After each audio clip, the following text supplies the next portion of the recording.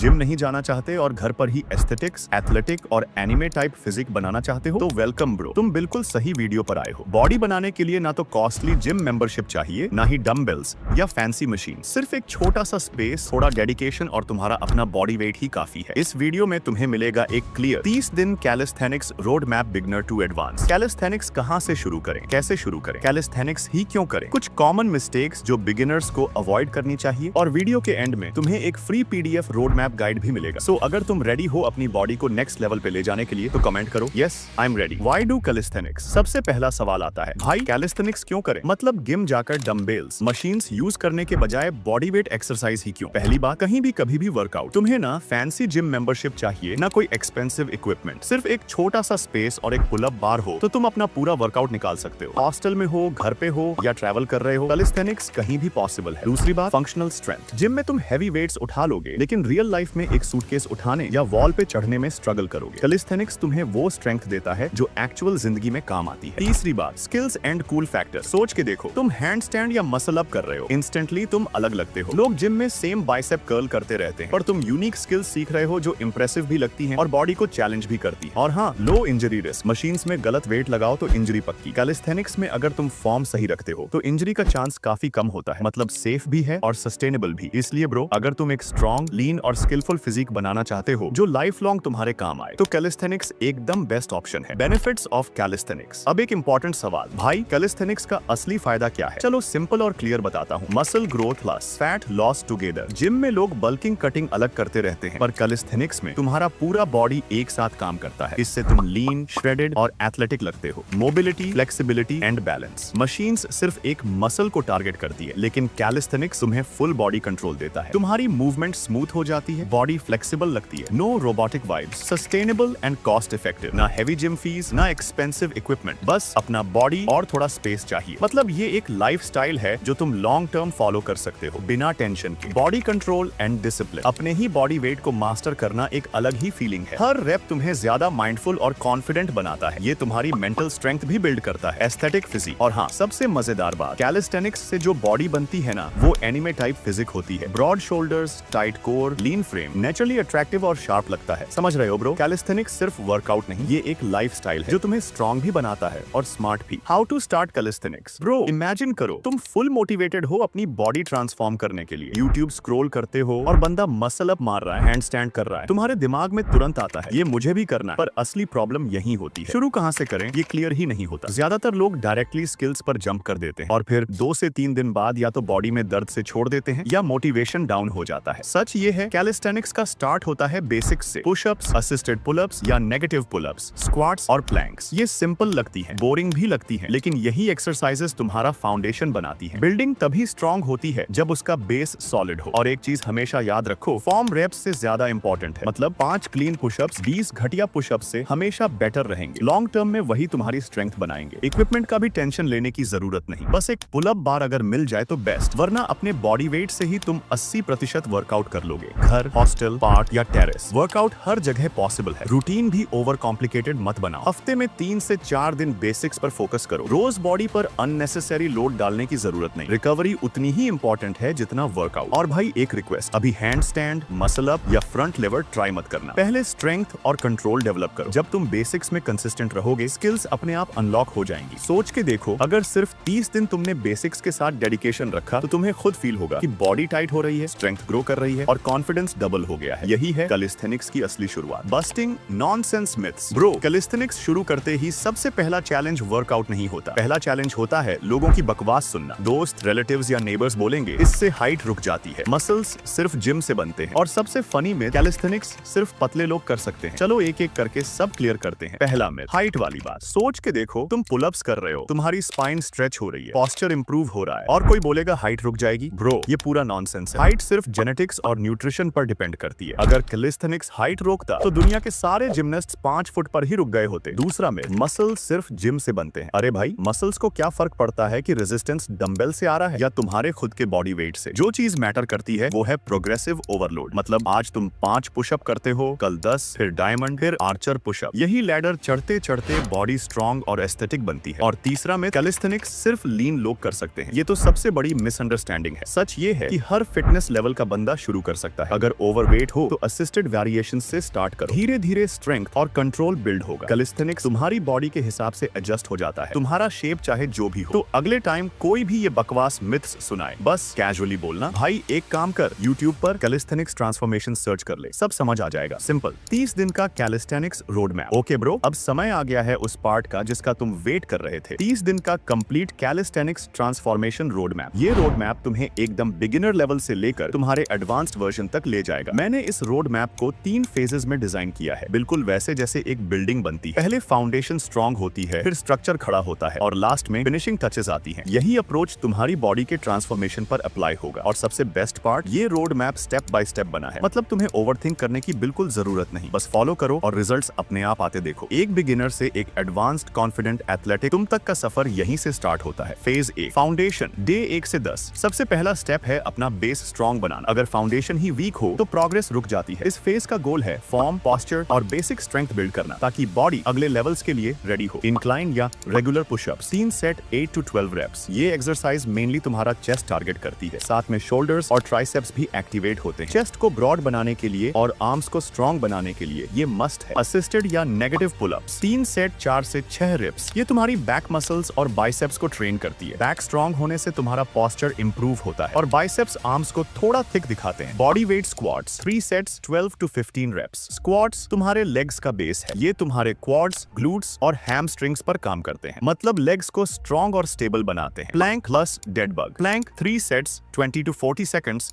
Dead bug 3 sets 8 to 10 reps per side. ये दोनों तुम्हारे कोर मसल्स टारगेट करते हैं। स्ट्रॉन्ग कोर होने से तुम्हारी सारी बॉडी मूवमेंट्स पावरफुल और स्टेबल लगती हैं। फेज 2, स्ट्रेंथ बिल्ड, दिन 11 से 20। अब बेस बन चुका है, अब टाइम है उस पर स्ट्रेंथ और स्किल्स ऐड करने का। यहाँ से तुम्हें फील होना शुरू होगा कि बॉडी चेंज कर रही है। एक्सरसाइजेस टफ लगेंगी लेकिन प्रोग्रेस क्लियरली दिखने लगेगा। Regular pushups plus diamond pushups, 3 set 8 to 12 reps each. Regular pushups फिर से तुम्हारा चेस्ट, शोल्डर्स और ट्राइसेप्स टारगेट करते हैं, लेकिन डायमंड पुशअप्स थोड़ा ज्यादा तुम्हारे ट्राइसेप्स पर फोकस करते हैं, मतलब आर्म्स शेप लेने लगती है। बेंच डिप्स, 3 सेट 10 से 12 रेप्स। ये भी डायरेक्ट ट्राइसेप्स और चेस्ट हिट करता है। आर्म्स को टाइट और मस्कुलर फील देने के लिए ये एक्सरसाइज इंपॉर्टेंट है। Pull ups, chin ups band के साथ भी चलेगा, 3 सेट 5 से 8 रेप्स। ये एक्सरसाइज तुम्हारी बैक और बाइसेप्स डेवलप करती है। चिन अप्स थोड़ा ज्यादा बाइसेप्स को एंगेज करते हैं, इससे तुम्हारी बॉडी का वी शेप डेवलप होने लगता है। Inverted rows, 3 sets 8 to 10 reps. ये तुम्हारे अपर बैक और रियर शोल्डर्स टारगेट करता है, पोस्चर इंप्रूव करता है और बैक को वाइड बनाता है। रिवर्स लंजेस, 3 सेट 10 रेप्स पर लेग। ये तुम्हारे क्वाड्स, ग्लूट्स और हैमस्ट्रिंग्स को टारगेट करता है। लेग्स स्टेबल बनते हैं और लोअर बॉडी स्ट्रॉन्ग होती है। हैंगिंग नी रेजेस, 3 सेट 8 से 12 रिपीट। ये तुम्हारे लोअर एब्स टारगेट करता है, मतलब जो लोअर बेली फैट एरिया होता है वहां कंट्रोल आता है। फेज 3, ट्रांसफॉर्मेशन डे 21 से 30। ये फेज सबसे एक्साइटिंग है। अब तुम एडवांस्ड वेरिएशंस सीखोगे जो तुम्हारी बॉडी को एस्थेटिक, स्ट्रॉन्ग और एथलेटिक लुक देंगे। यही स्टेज तुम्हारी रियल ट्रांसफॉर्मेशन लाता है। Diamond archer pushups, 3 set 6 to 10 reps. Diamond pushups तुम्हारे ट्राइसेप्स और चेस्ट को और शार्प बनाते हैं। आर्चर पुशअप्स एक आर्म पर ज्यादा लोड डालते हैं, जिससे तुम्हारी चेस्ट और शोल्डर्स अलग लेवल की स्ट्रेंथ डेवलप करते हैं। पाइक पुशअप्स, 3 सेट 6 से 10 रेप्स। ये स्पेशली तुम्हारे शोल्डर्स को टारगेट करता है और थोड़ा सा तुम्हें हैंडस्टैंड पुशअप के लिए प्रिपेयर करता है, मतलब शोल्डर्स ग्रो होने लगते हैं। Chin ups, 3 sets 6 to 8 reps. Chin ups तुम्हारे बाइसेप्स और लैट्स को ट्रेन करते हैं। ये तुम्हारी बॉडी को एकदम वी शेप लुक देते हैं। हैंगिंग लेग रेजेस, 3 सेट 8 से 12 रेप्स। ये तुम्हारे एब्स, स्पेशली लोअर एब्स को स्ट्रॉन्ग और विजिबल बनाता है। Pistol squat progression, box assisted, 3 set 5 से 8 रेप्स प्रति पैर। ये तुम्हारे क्वाड्स, ग्लूट्स और हैमस्ट्रिंग्स को अलग ही तरीके से ट्रेन करता है। एक लेग की स्ट्रेंथ और बैलेंस दोनों इंप्रूव होता है। L set, 3 sets 10 to 20 seconds hold. ये तुम्हारा कोर प्लस हिप फ्लेक्सर्स को टारगेट करता है। ये एक्सरसाइज तुम्हारी एब्स को और विजिबली शार्प बनाती है। Wall hand stand hold, 3 set 20 से 40 सेकंड होल्ड। ये तुम्हारे शोल्डर्स और ट्रैप्स को पीक स्ट्रेंथ तक पुश करता है। तुम्हें एकदम जिम्नास्ट टाइप फील आता है। और बस यही था तुम्हारा 30 दिन का कैलिस्थेनिक्स ब्लूप्रिंट। अब तुम्हारी बॉडी सिर्फ स्ट्रॉन्ग नहीं, बैलेंस्ड और स्किलफुल भी बन रही है। लेकिन याद रखो, वर्कआउट सिर्फ एक हिस्सा है, असली गेम बाकी चीजें प्ले करती है। वर्कआउट टाइमिंग, एक्सरसाइज करने का बेस्ट टाइम वही है जब तुम कंसिस्टेंटली फॉलो कर सको, लेकिन साइंटिफिकली मॉर्निंग में वर्कआउट करना थोड़ा बेटर होता है। एनर्जी ज्यादा रहती है, दिन भर एक्टिव फील होता है और डिसिप्लिन बिल्ड होता है। अगर मॉर्निंग पॉसिबल नहीं है तो इवनिंग भी इक्वली इफेक्टिव है। बस फिक्स टाइमिंग रखो। रिकवरी एंड डाइट, हर दिन अपने मसल्स को रेस्ट टाइम दो। 7 से 8 घंटे की नींद मैंडेटरी है। ओवर ट्रेनिंग से प्रोग्रेस रुक जाती है और इंजरी का रिस्क भी बढ़ जाता है। हर फेज के 10 दिन में 6 दिन वर्कआउट प्लस 1 दिन रेस्ट रखना है। रेस्ट डेज को इग्नोर मत करो। तुम्हारी डाइट सिंपल और क्लीन होनी चाहिए। प्रोटीन रिच फूड्स जैसे दाल, पनीर, चिकन, एग्स। कार्ब्स के लिए राइस, ओट्स, फ्रूट्स और फैट्स के लिए नट्स, सीड्स, पीनट बटर और सबसे जरूरी पानी ज्यादा पीना। हाइड्रेशन बिना तुम्हारी परफॉर्मेंस हाफ हो जाएगी। Mistakes to avoid. Beginners mostly यही गलतियां करते हैं। फॉर्म इग्नोर करके बस रेप्स काउंट करना, रेस्ट स्किप करके ओवर ट्रेन करना, डाइट को लाइटली लेना, दूसरों से कंपेयर करना। सिंपल रूल फॉलो करो, सही फॉर्म रखो, 7 से 8 घंटे की नींद लो, क्लीन प्रोटीन रिच खाना खाओ और अपनी जर्नी पर फोकस करो। अगर डेली थोड़ा भी कंसिस्टेंट हो तो गारंटीड रिजल्ट्स मिलेंगे।